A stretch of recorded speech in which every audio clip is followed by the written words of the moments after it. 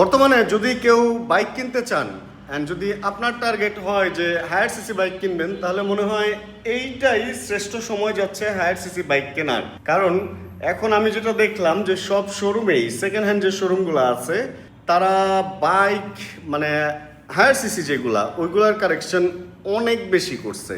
আর আমি তো এখন বাইক ফেরিতে এইখানের কালেকশন আমি ছোট্ট করে একটু দেখাবো আজকে ভিডিওর শুরুতেই।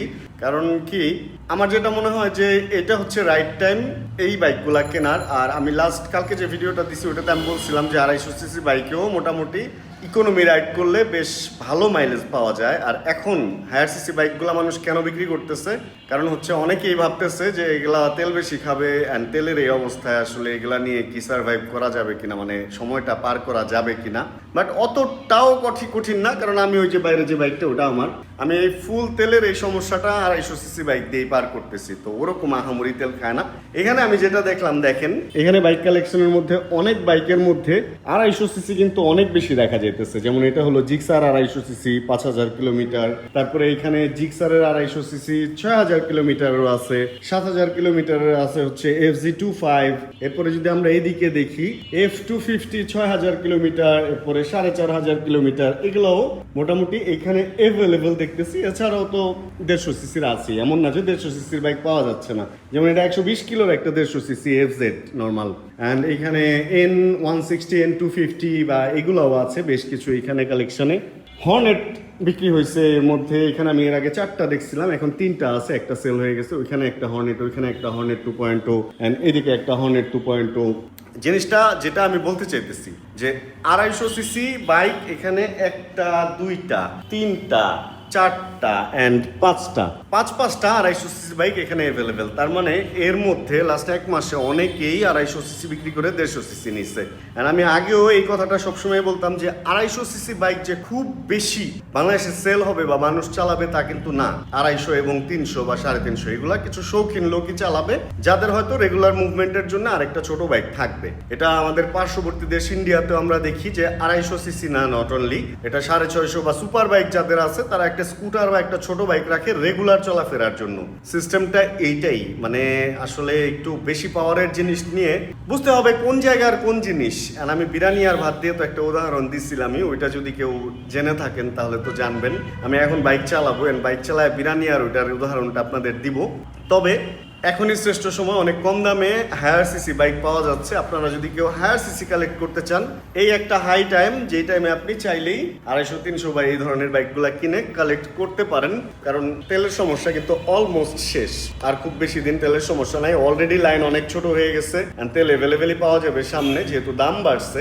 এখন হায়ার সিসি চালাইতে হলে খরচ একটু বেশি করে চালাইতে হবে, এটা তো স্বাভাবিক একটা ব্যাপার। এখন আপনি একটা 125 সিসি বাইক আর একটা 250 সিসি বাইক যে একই সমান খরচ করে চালাবেন তা তো না। পার্টসের দাম এন্ড সবকিছুর ব্যাপার তো এটা আছেই। যদিও হায়ার সিসি বাইকের পার্টস অনেক মজবুত হয়, খুব তাড়াতাড়ি নষ্ট হয় না এবং লংজিভিটিটা অনেক বেশি। দেখা গেছে যে একটা চেইন সেট যদি নর্মাল একটা বাইকের, একটা 150 সিসি বাইকের 20,000 কিলো যায়, এটার চেইন সেট হয়তো আর একটু বেশি যাবে বা আর একটু স্ট্রং পারফরমেন্স আপনাকে দিবে। এর চেয়ে মজার ব্যাপার হচ্ছে আপনি বিভিন্ন রোডে একটা কম সিসির বাইকে যে পারফরমেন্স পাবেন, একটা হায়ার সিসি বাইকের পারফরমেন্স তো অবশ্যই একটু হায়ার পাবেন, তাই না? গুড থেকে বেটার বা বেস্ট ওরকম কিছু একটা পাবেন, এটাই স্বাভাবিক। তাহলে চলুন আমরা বাইকে উঠি অ্যান্ড বাকি দিনের বাকি ঘটনা বলতেছি, কারণ আমার ক্ষুধা লাগছে। চলেন তাহলে রওনা হই। জিমের ব্যাগ কাঁধে, এক্সারসাইজ করার পরে এখানে আসছিলাম, একদম টায়ার্ড লাগতেছে, ক্ষুধাও লাগছে। এসে এখানে হচ্ছে আমার হেলমেটটা ছিল, ওইটা নিলাম। ক্যামেরাও এখানে রেখে গেছিলাম, হেলমেট ক্যামেরা। কারণ জিমে এগুলো রাখলে খোলা রাখতে হয়, তো কেন জানি মনে হয় যে কেউ মনে হয় ক্যামেরাটা ধরলো বা টিপ দিল, এরকম আমার একবার হয়েছে ভাই। মানে কত 26 না কত মিনিট রেকর্ড হওয়ার পর আমি দেখছি যে কেউ একজন টিপ দিয়ে যে রেকর্ড শুরু করছে, সে আর এটার দিকে খেয়ালই করে নাই। অ্যান্ড সে সামনে বসে বসে যা করছে সব ভিডিও হয়ে আছে। এরকম ঘটনা আমার সাথে একবার হয়েছে। আচ্ছা, যেই ব্যাপারে কথা বলতেছিলাম, নর্মাল ডাল ভাত অ্যান্ড বিরিয়ানি, এরকম একটা উদাহরণ আমি হায়ার সিসি দিয়ে একবার দিছিলাম। তো নর্মাল যে সিসির বাইকগুলা, যেগুলা হচ্ছে 125 বা 150, এগুলো হচ্ছে কি ডাল ভাতের মতো প্রত্যেক দিন খাওয়া যায়, রেগুলার খাবার। অ্যান্ড হায়ার সিসি বাইকগুলা হচ্ছে কি ভাইয়া বিরিয়ানির মতো, এগুলো আসলে প্রত্যেক দিনের খাবার খাওয়ার জিনিস না। আপনি খুব বেশি দিন খাইলে 2-3 দিন হয়তো ভাল লাগবে বা একদিনই ভাল লাগবে, তারপরের দিন আর ভাল লাগবে না। আর যদি ধরেন কষ্ট মষ্ট করে খানো এক সপ্তাহ ভাল লাগবে, তারপরে না এই ধরনের ফুড আর আপনার ভাল লাগবে না, এটাই স্বাভাবিক। তো ঠিক ওরকমই আসলে হায়ার সিসি যখনই আপনি চালাবেন তখন ওইটা আপনার মাথায় রাখতে হবে যে এটা আসলে সব কাজের জন্য না। রেগুলার খাবারটা রেগুলার খাবারই, রেগুলার বাইকটা রেগুলার বাইকই হওয়া উচিত। তবে হ্যাঁ, যদি এরকমটা মনে করেন যে আপনার এরকম একটা বাইক কালেকশনে থাকা উচিত, তাহলে এখনই হচ্ছে কেনার শ্রেষ্ঠ সময়। এটা কেন বললাম, এখন অনেকেই বিক্রি করতেছে, যেহেতু দোকানগুলাতে বা বিক্রির পরিমাণটা বেশি, এখন একটা সুন্দর প্রাইজে আপনি বাইকটা কালেক্ট করে রাখতে পারবেন। যেহেতু তেলের সমস্যা ঠিক হয়ে যাচ্ছে, দেখা যাবে যে এই বাইকটা আপনি এখন যে দামে কিনবেন, আগামী 1 মাস 2 মাস পরে হয়তো বাইকের দামটা আবার একটা স্টেবল অবস্থায় চলে আসবে। একটা ভালো দামে আপনি তখন বাইকটা সেল করতে গেলে একটা ভালো দাম পাবেন। এটা ব্যবসায়িক ক্ষেত্রে বললাম আর কি। দেখেন এই F250, তারপরে আমি আমার একটা FZ25, এগুলো আমি বাসায় রাখছি। FZ25টা যদি এর মধ্যে আমি বের করি নাই, কারণ ওই যে ওটা হলো সাদা, তো আমার আসলে ওই বাইকটা খুব পছন্দের একটা বাইক। আর দ্বিতীয়ত হচ্ছে FZ25 আর MTর মধ্যে আমার তেল হচ্ছে একদম ফুল করা ছিল অকটেন দিয়ে, তো আমি চাচ্ছিলাম না যে ওইটার তেল কমাইতে। কারণ যদিও লাস্ট বেশ কিছুদিন ধরে আমরা দেখতেছি যে ট্যাঙ্কে মরিচার সমস্যাটা বলতে গেলে নাই, কারো কোনো বাইকে ট্যাঙ্কে মরিচার সমস্যার কথা শুনতেছি না। এতে করে আমার একটা অন্য ব্যাপারও মাথায় আসছে, ওটাও বলতেছি একটু পরে। তো যাই হোক, এই মরিচার ভয়ে আসলে ওই বাইকগুলো আমি ধরি নাই, এবং আমি মাঝে মধ্যে ট্যাঙ্ক খুলে দেখি যে ফুয়েল একদম ফুল আছে। এমনও হইতে পারে যদি বাতাসে ফুয়েল উড়ে যায় একটু কমেও, আমি হয়তো এই বাইক থেকে বের করে ওটার মধ্যে হালকা একটু ঢেলে আবার ফুল করে রাখবো, যাতে ট্যাঙ্কে মরিচা বা এই ঝামেলাটার মধ্যে আমি না পড়ি। আর এবার আসেন, ট্যাঙ্কে মরিচা আসলে ইদানিং কেন আমরা দেখতেছি না, এটা আমি তো আর একদম এক্স্যাক্ট কারণ বলতে পারবো না। তবে অনেকে বলতো ইথানল 20 অ্যাড করার কারণে ফুয়েলের দাম কমাইতে পারছিল, এবং এই ইথানল 20টা আমাদের দেশের যেই ট্যাঙ্কগুলো আসে এটায় মরিচা ফেলার জন্য একটা অ্যাডিটিভ হয়ে দাঁড়াইছিল বলতে গেলে, এরকমটা অনেকে বলে, এবং আমিও এটাই বিশ্বাস করতাম। বাট তেলের মান তো চেঞ্জ হয় নাই, তেল তো ওইটাই আছে, তাহলে কেন তেলে মরিচা পড়তেছে না?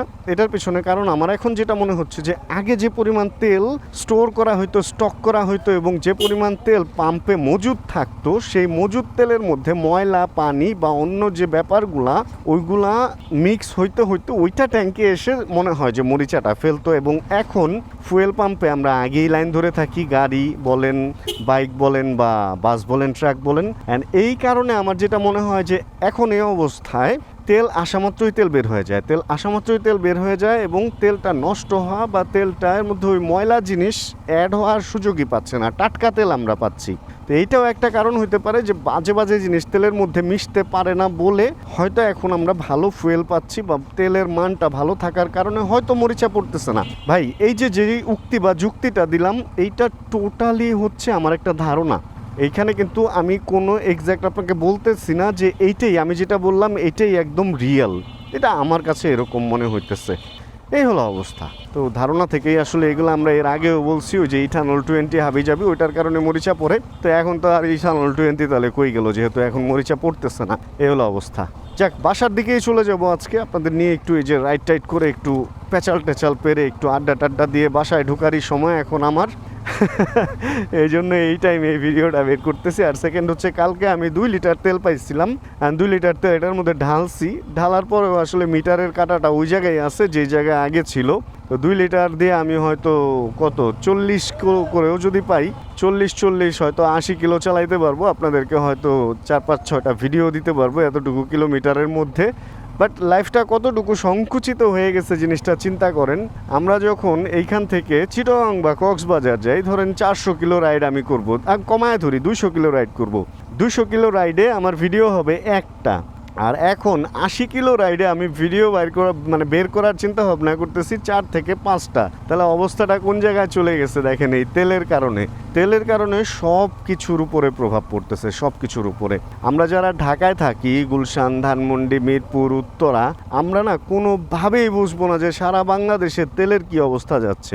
বরিশালের একজনের সাথে কথা হইলো, তারপরে রংপুরের সাইডে গ্রামের একজনের সাথে কথা হইলো, কুষ্টিয়াতে কথা হইলো, প্রত্যেকটা জায়গায় মিনিমাম 4 বার ম্যাক্সিমাম 8 বার পর্যন্ত ইলেকট্রিসিটি যাইতেছে এবং এইটা রাত 12টা 1টা 2টা পর্যন্ত চলতেছে এই অবস্থা, যেটা ঢাকাতেও একসময় ছিল। তো তেলের কারণে বলেন আর যেই কারণেই বলেন, ইলেকট্রিসিটির ঝামেলাটাও কিন্তু বাংলাদেশে চলতেছে। আমরা যারা ঢাকায় থাকি আমরা বুঝতেছি না, বাট চলতেছে। এই যে একটা দুর্বিষহ অবস্থা, এই যে একটা বাজে অবস্থা চলতেছে, এখান থেকে আসলে বের হয়ে আসাটা আমাদের উচিত। আমরা কিছু কিছু ক্ষেত্রে আসলে কি অন্যের হক মেরে খাওয়ার চিন্তা ভাবনা করি বলেই কিন্তু এই ধরনের প্রবলেমগুলো আরও বেশি হয়। দেখেন আমরা কি করতেছি, একই বাসায় দেখা গেছে প্রত্যেক রুমে এসি চালায়া সবাই বিদ্যুৎ নষ্ট করতেছি, সারাদিন এসি চালায়া। তারপর ফুয়েল, মানে আমি এমন লোকও দেখছি প্রত্যেক দিন 50 থেকে 100 লিটার ফুয়েল বিভিন্ন রেফারেন্সে এনে দেন সে স্টক করছে এবং পরিচিত যারা আছে সবার কাছে একটু দাম বেশি দিয়ে মানে বিক্রি করে টাকা তো উপার্জন করছে এবং তাদেরকেও স্টক করাইছে। ভাই লাভটা কি হইতেছে এই স্টক করে? এই ফুয়েল কি ব্যবহার করবেন না? লাইনে দাঁড়ায় দাঁড়ায় ফুয়েল নিতেছে, নিয়ে যেটা ব্যবহার করার করতেছে, বাকিটা স্টক করতেছে। এমন তো না যে দুনিয়া থেকে ফুয়েল শেষ হয়ে গেছে যে আপনার একদম শেষ পর্যন্ত রাখতে হবে। একটা জিনিস চিন্তা করেন, ধরেন এই দুনিয়ার কারো কাছে ফুয়েল নাই, আপনার কাছে 100 লিটার ফুয়েল আছে। আপনার কি মনে হয় যে আপনি একা রাস্তায় ওইটা নিয়ে চলতে পারবেন? এক পর্যায়ে কিন্তু মানুষ এগ্রেসিভ হয়ে যাবে, আপনার সেই জিনিসটা ছিনিয়ে নিবে। তার চেয়ে এটা ভালো না? আমরা না এত বলি যে আমরা একে অপরের ভাই, এই সেই অমুক তমুক। ভাই যদি আপনার ভাই হয় সবাই, তাহলে তার সম্পদ আপনাকে কেন মারতে হবে? বাড়িতে হাই পাওয়ার আইপিএস চার্জ দিয়ে রেখে কারেন্টটা ধরে রাখবেন, আপনি 24 ঘন্টা আরামে থাকবেন, অথচ আপনার পাশের ঘরে আপনার ভাই গরমে ঘামতেছে। ভাই কি লাভ?